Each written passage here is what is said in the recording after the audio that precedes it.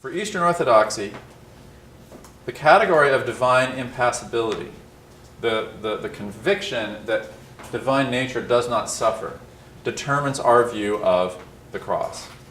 Human qualities such as mortality were brought into the Son's person. The Son took on, assumed humanity. And so the Son, or the Logos, assumed passibility, ignorance, weakness, etc. So then what happens on the cross? You might say that he impassibilized suffering. All right?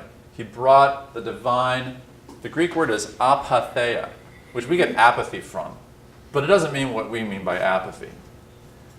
Apathy means non-suffering. Okay? Apathy. You might say that in Jesus Christ, God brings his apatheia to the problem of human patheia.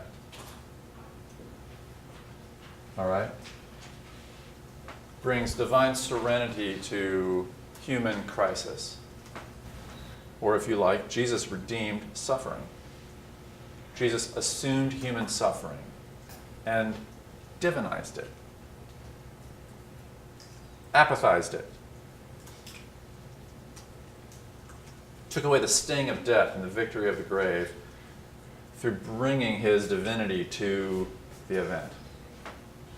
Again, this gets back to my thesis here, that the category of divine impassibility, or apatheia, determines our interpretation of the cross. Not in a way that fuses them into something new, but in a way that makes them truly and fully present to one another.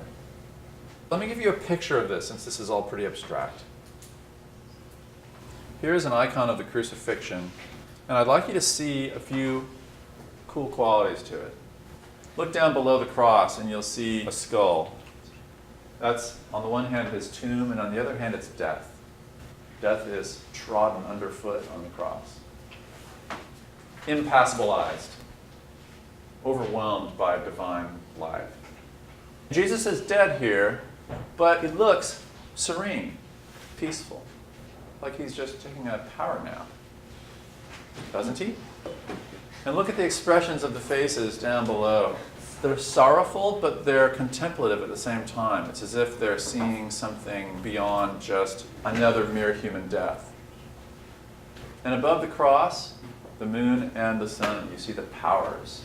It is in view of the heavens and in the air and on earth that this death of a human being is a victory over death, undoing death.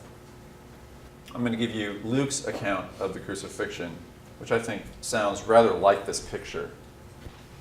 One of the criminals who were hanged railed at him, saying, "Are you not the Christ? Save yourself and us." And the other rebuked him, saying, "Remember me when you come into your kingdom." And Jesus says, "Truly I say to you, today you'll be with me in paradise." Paradise in the first century apocalyptic context, one of the clearer possibilities here is it's understood as Eden, where Adam is buried. So today you'll be with me in the grave, but in a place of hope, in Eden, so to speak. So Jesus isn't saying, "Cool, I'm your substitute, you can step off the cross now, you're done." He isn't our substitute in that way. We're going down together, but we're coming up after that. We're going down in hope.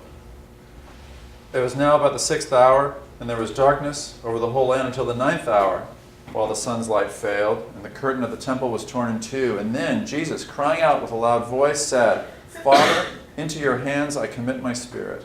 And having said this, he breathed his last. He is in control on the cross. He can speak in a kind of Shakespearean tone. And when it's time to go, he releases his spirit. "Okay, Father, now." And then he breathes his last.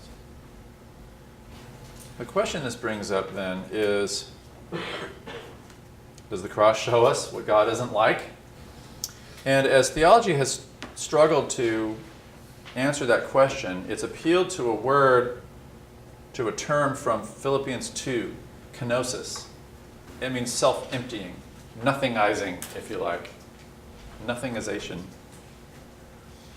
Comes from a Greek word from Philippians 2, where he made himself nothing. He emptied himself, akenesen, taking the form of a servant. So kenosis is the noun form of that term. And it's used in theology to describe what happens when the Son takes on this human life, when the Word becomes flesh, what it means to empty itself. And in the early church, Jesus was interpreted as voluntarily refraining from using his divine attributes.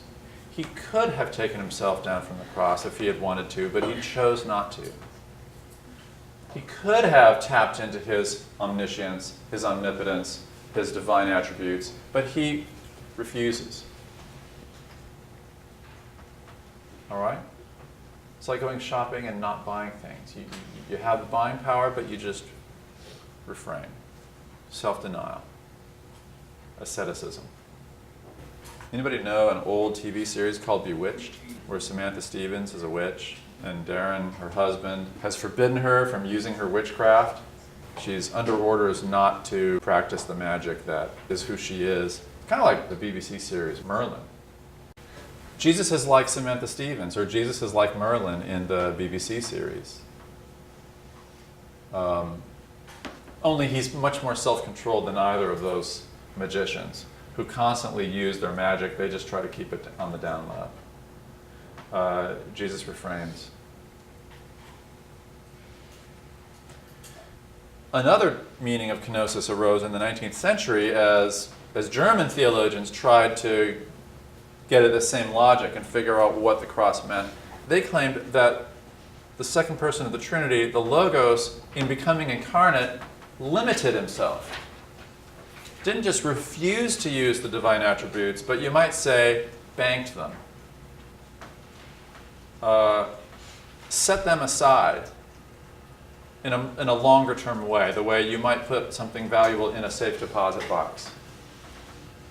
So that when the bank is closed, you cannot get what's yours. You've put it off limits to yourself. Okay? The 19th century Tübingen theologians claimed that Jesus doesn't have his own divine attributes available to himself because in becoming nothing, in emptying himself, he locked them away. In that case, although he's divine, he doesn't have the attributes of divinity to fall back on. He couldn't take himself down from the cross, even if he had wanted to, according to the Germans here. It's not in his power. It's not that those aren't his attributes. They're just unavailable. So these are two ways of responding to this question. Does the cross show us what God is like or what God isn't like? They're both going to say in different ways, the cross shows us what God isn't like. The cross shows us a Jesus who isn't acting like God can act. So the problem that the left side here, the Eastern Orthodox side, leaves us is we still have an apparent revelation of a God who doesn't act like the God who's apparently revealed. It's like saying Jesus is a duck that won't quack and won't fly and won't swim. And yet, how would you know what a duck is like if the duck that you study won't act like a duck? And if the duck that you're studying is the only example of a duck you have, it's the only begotten duck, then what position are we in to make claims about ducks if this duck acts exceptionally? This becomes a problem for the doctrine of revelation.